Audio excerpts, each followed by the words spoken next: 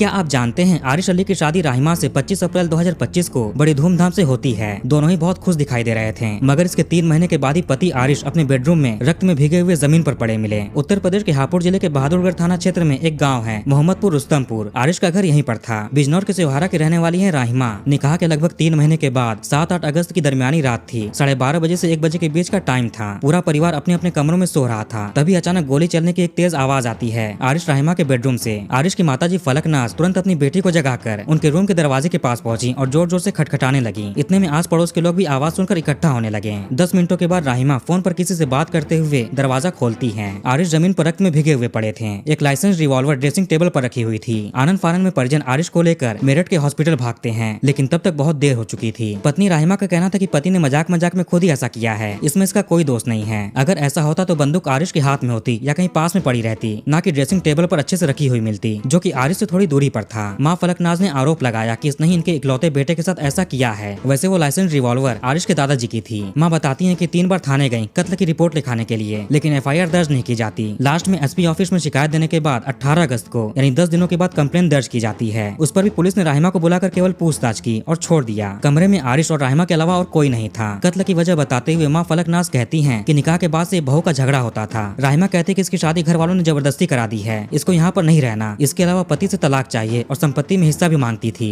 इन्हीं सब चीजों की वजह से उसने ऐसा किया है। राहिमा की गिरफ्तारी नहीं की गई, इससे परिजन और वहाँ के लोग आक्रोश में हैं। हजारों की संख्या में लोगों ने आरिश के घर से लेकर कब्रिस्तान तक कैंडल मार्च निकाला। घर वालों का आरोप है कि पुलिस शुरू से ही इस केस में लापरवाही दिखा रही है।